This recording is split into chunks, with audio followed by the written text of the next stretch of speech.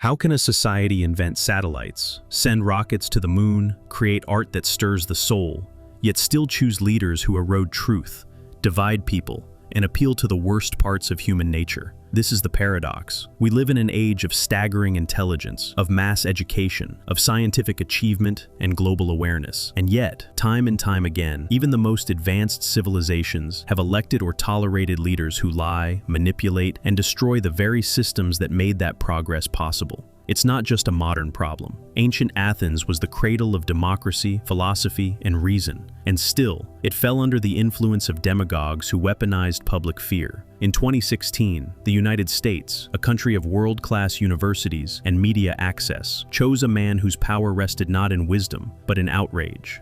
Germany, in the 1930s, was one of the most intellectually developed nations of its time, filled with artists, scholars, engineers, and yet it followed Hitler. How does that happen?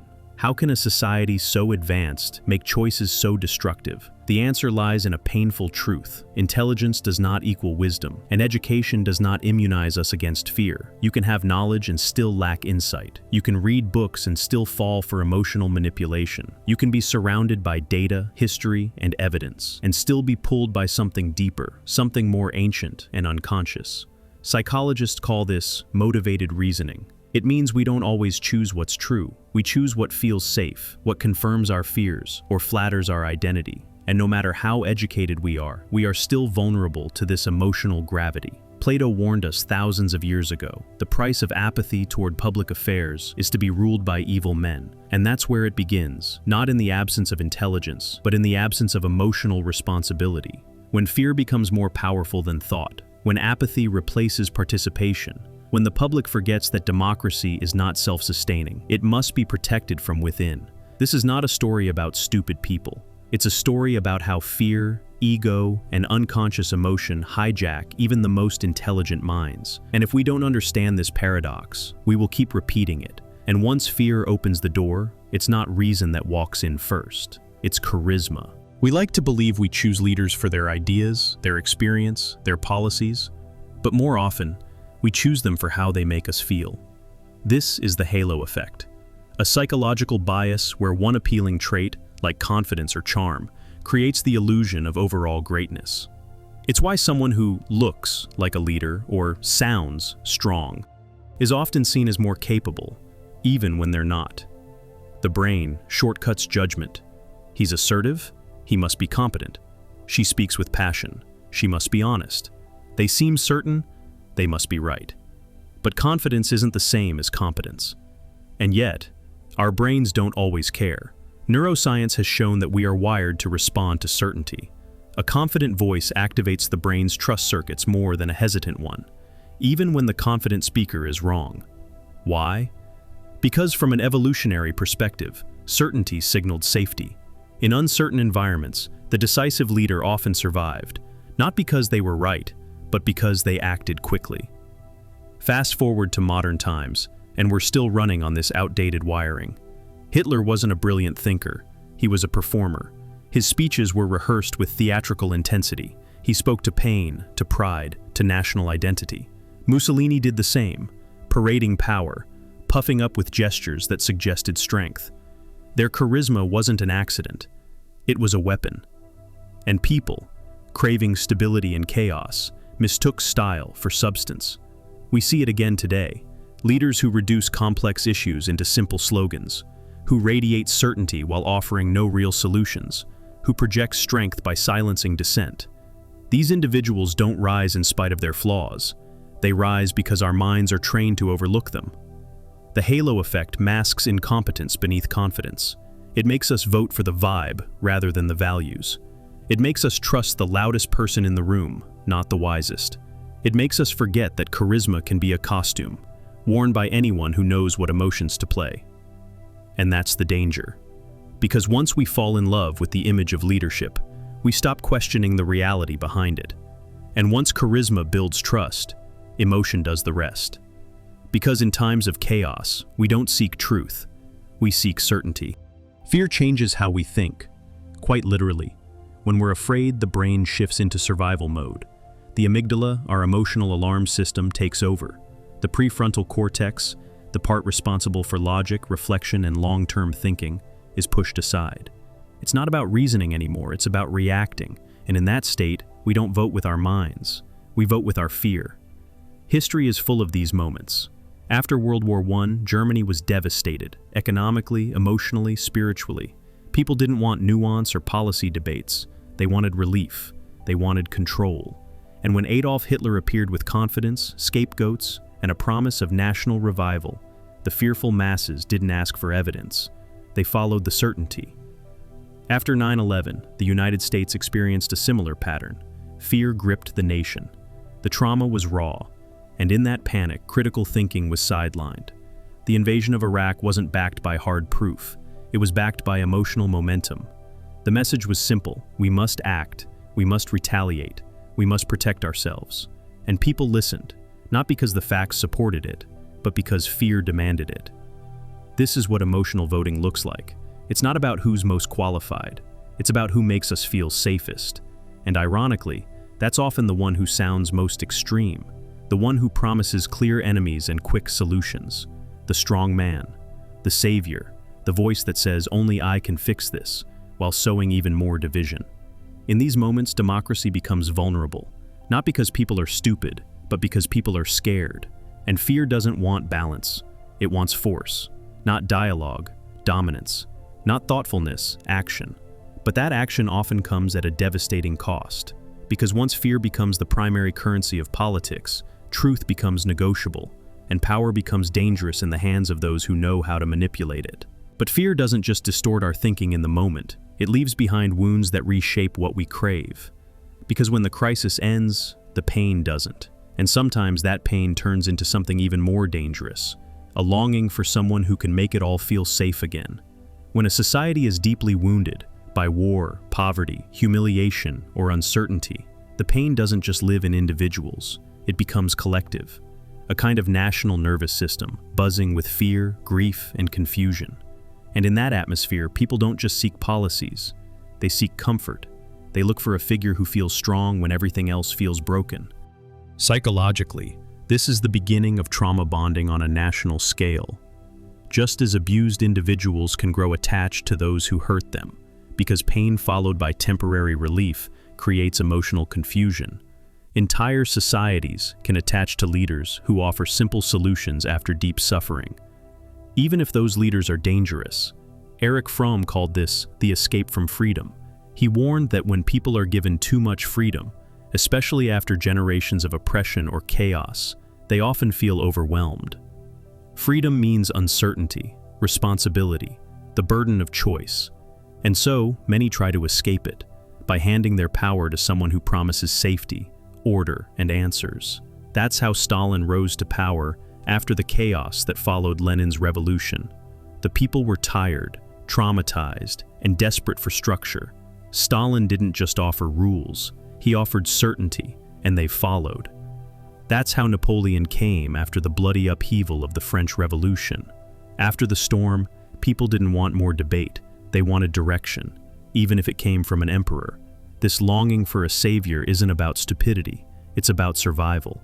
It's about the human tendency to reach for a strong hand when drowning in confusion. But the tragedy is this: the hand that feels strong in a storm often turns into a fist when the sky's clear. Unresolved collective trauma doesn't just haunt the past, it builds the stage for the next act of history. And more often than not, the one who enters isn't a healer, he's a controller. But even the deepest pain doesn't guarantee a leader's rise.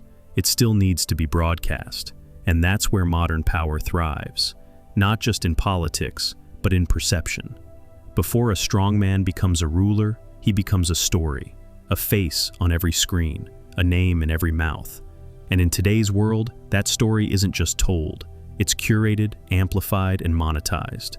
In the early 20th century, Edward Bernays, the father of public relations, said something chilling. The conscious and intelligent manipulation of the organized habits and opinions of the masses is an important element in democratic society.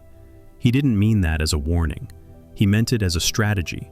Later, Noam Chomsky called this tactic manufacturing consent, the idea that public opinion isn't naturally formed, but engineered. People don't just decide what to care about, they're taught what to care about. Shaped by repetition, distracted by outrage, fed by media systems that rarely reward truth, only clicks. And now, that manipulation has become more efficient than ever. Because it's not just news anchors or newspapers shaping the narrative, it's algorithms, designed to maximize engagement, not accuracy. What gets rewarded online isn't depth, it's dopamine, not nuance, but noise. And so the most extreme voices rise to the top. The most divisive ideas dominate the feed, not because they're true, but because they're viral. This creates echo chambers where people only hear what confirms their existing beliefs, while anything unfamiliar feels like an attack. The result? A fractured society, where visibility matters more than virtue, and leadership becomes a performance, not a responsibility. In this kind of media environment, a competent leader who speaks with caution or complexity is easily drowned out. But a loud, polarizing figure who offers certainty, simplicity, and constant stimulation, they get airtime, they get retweets, they get power. This is how charisma becomes currency, and how modern media doesn't just report reality, it creates it. And when the loudest voices dominate the conversation, something strange happens. We start confusing popularity with wisdom, visibility with truth, confidence with competence, which raises the real question. If this is how the stage is set, what kind of choices are people actually making at the ballot box? Are we really thinking clearly when we vote? Or are we just responding emotionally and justifying it after the fact? We like to believe we vote with logic, that we compare policies, weigh outcomes, study candidates like careful consumers. But neuroscience and behavioral economics tell a very different story. According to psychologists Daniel Kahneman and Amos Tversky, the brain operates using two systems. System 1 is fast, emotional, intuitive. System 2 is slow, deliberate, analytical. We like to think we're mostly using System 2, but in reality, it's System 1 that dominates our choices, especially when emotions are high. Voting is rarely a spreadsheet decision. It's a gut feeling. It's I trust him, or she seems strong, or he speaks my language. And once the emotional decision is made, System 2 comes in later, not to question it, but to justify it. This is called post-rationalization. We don't think and then decide. We decide and then we explain. Take Brexit. Many people who voted to leave the EU didn't do so after reading economic forecasts or legal treaties. They did it because they felt unheard, because slogans like "take back control" stirred something deeper than logic: identity, fear, pride. The emotional vote came first. The explanations came later. Or look at Brazil under Jair Bolsonaro. Despite incendiary comments, attacks on democracy, and a public health crisis, he maintained mass support, not because of policy wins, but because he embodied toughness. He wasn't measured. He was magnetic. People didn't vote based on facts. They voted based on feelings, and feelings are far easier to manipulate than reason. This isn't a glitch in democracy. It's a feature of the human mind. And once you realize how little rationality truly drives the process, you begin to understand why dangerous leaders can rise, even in intelligent societies. Because democracy doesn't just require informed voters. It requires emotionally regulated ones.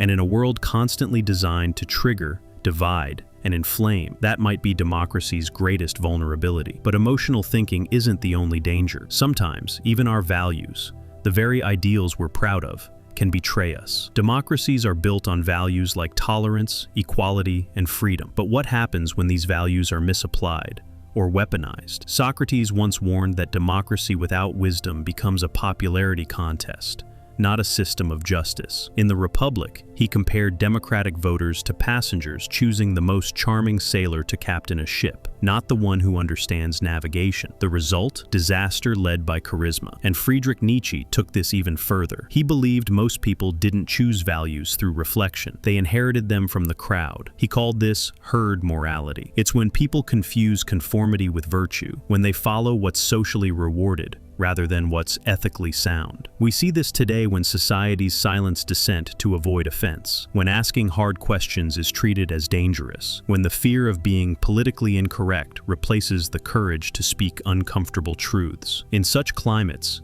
Dangerous ideas often go unchallenged, not because no one sees the risk, but because no one wants to be the first to speak. And so, silence becomes complicity. Good values like inclusivity or open-mindedness start to rot when they lose their anchor in wisdom. When we're so tolerant that we tolerate intolerance. When we're so afraid of judgment that we stop using judgment. When we confuse niceness with moral clarity. Philosophy was meant to be the antidote to manipulation, a tool for deep thinking, for separating appearance from essence. But when societies abandon it, they become susceptible to emotional puppeteering, hollow virtue, and crowd-pleasing rhetoric that hides rot underneath. The scariest part? Most people won't even notice the shift, because the slogans still sound noble. And when societies lose their ability to think critically, they don't just fall for the wrong ideas, they crave them, especially the simple ones. The more chaotic the world becomes, the more people hunger for clarity, not complexity, not nuance, just answers. That's why the most effective political slogans aren't detailed policies, they're emotional shortcuts. Make X great again. Take back control, build the wall. These aren't just words, they're signals. Signals that tap into nostalgia, fear, identity, and the illusion of control. They feel empowering, even when they're dangerously hollow. The human brain evolved to process stories, not statistics. We don't naturally respond to data or complexity, we respond to narrative. This is why oversimplified messages win elections, even when they fail logic. Philosopher Hannah Arendt warned about this in her study of totalitarianism. She observed that the masses don't gravitate toward truth, they gravitate toward consistency, not because it's accurate, but because it's easier. She wrote that the ideal subject of authoritarian rule is not the convinced Nazi or the fanatic communist, but the person who has lost the ability to distinguish between truth and fiction, because everything sounds the same. This is the seduction of simplicity. In a world of blurred lines, emotional fatigue, and endless noise, the leader who speaks in black and white terms becomes a beacon. Even if their clarity is based on lies, they offer what complexity can't: relief. And relief, when paired with repetition, becomes belief. So people stop asking, is it true? And start asking, does it feel right? But feelings, without reflection, can be manipulated. And manipulated feelings elect monsters. But when lies feel right, and silence becomes easier than thought, the real danger isn't always the tyrant. It's the quiet majority who chooses not to act. In psychology, the bystander effect refers to a chilling truth. The more people witness harm, the less likely any one person is to step in. Everyone assumes someone else will. Everyone waits. And in that waiting, damage spreads. Now imagine that effect, not in a room, but across an entire nation. During the rise of Nazi Germany, countless citizens quietly disagreed with the regime. They didn't support the violence. They weren't monsters, but they also didn't resist. Historians call this phenomenon internal exile. People emotionally withdrew from politics, stopped engaging, and told themselves they couldn't make a difference. Not because they were evil, but because they felt powerless, overwhelmed, or unsure. And in that vacuum of resistance, evil grew bolder. This is how terrible leaders stay in power, not just through force, but through passivity. Moral psychology calls this diffusion of responsibility. The more people involved, the easier it becomes to justify inaction. It's not my job. It's too late. Someone smarter will handle it. But someone smarter often doesn't. And by the time the consequences feel urgent enough to act, it's already too late. Injustice rarely starts with violence. It starts with tolerance, of cruelty, of dishonesty, of incompetence. It starts with the stories we tell ourselves to stay comfortable. It's not that bad. It'll blow over. It doesn't affect me. But history shows us that silence is never neutral. It is a form of permission. And permission, even when passive, has power. And while the public stayed quiet, the elite stayed smug. History doesn't just blame the people who followed blindly. It also indicts those who should have known better and laughed instead. Because often the most educated voices, the journalists, academics, policy experts, become so confident in their logic, in the stability of institutions, that they ignore the emotional reality unfolding beneath them. They mock the demagogues. They roll their eyes at the conspiracy theorists. They dismiss the rise of populism as noise, not a signal, and in doing so, they deepen the very resentment they don't understand. This is the paradox. The more out of touch the elites sound, the more persuasive the populists seem, not because the populists are right, but because they're listening. Psychologists call this the Dunning-Kruger effect, the cognitive bias where those with limited understanding overestimate their competence. But it works in reverse, too. Those with real knowledge often become so secure in their intellect that they underestimate the complexity of emotion, identity, and fear. They believe truth always wins, that logic always persuades, that the system will correct itself. But emotion isn't rational, and politics isn't just a chess game, it's a story. And when that story feels rigged, people don't look for facts, they look for fighters. So when elites say they'll never win, they think they're reassuring, but to the disillusioned, it sounds like a dare. And by the time the polls close and the results come in, the shock on their faces reveals the real tragedy. They weren't just wrong, they weren't listening. And once the shock wears off, the cycle begins again. Civilizations don't collapse all at once. They erode, memory first, because pain fades, warnings blur, and what once felt unthinkable becomes background noise. The philosopher George Santayana said it best: "Those who cannot remember the past are condemned to repeat it." But in reality, it's not just forgetting that's the problem. It's believing we've already learned enough. Modern societies, armed with data, tech, and education, often assume they're immune to the errors of history, that we're smarter now, that we would never let that happen again. But intelligence without humility is a trap. Just ask the ancient Athenians, pioneers of democracy who fell to demagogues, or the Weimar Republic, rich in art, intellect, and innovation, that still gave rise to tyranny, or the empires that thought their systems were too stable, their citizens too informed, their leaders too rational. They all believed they were too wise to fail, and yet they did. Because wisdom isn't just knowing what once went wrong, it's knowing it can go wrong, again, and guarding against it every day. When we stop teaching these truths, not just as facts, but as living emotional lessons, something else fills the silence. Not wisdom, but noise. Not reflection, but rage. And so, history doesn't just repeat itself, it reinvents itself in new clothes, new slogans, new faces, but the same blindness underneath.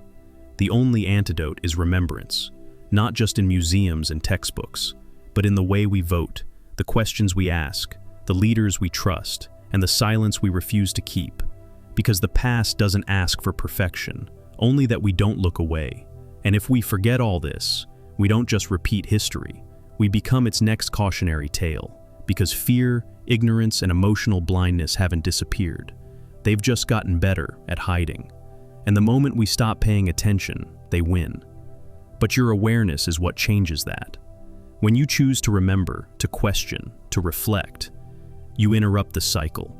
You make it harder for lies to thrive and for manipulation to take root. So let's open that conversation together. Drop a comment below and share what you think is the real reason smart people make dumb political choices. We'd love to hear your take and challenge our own.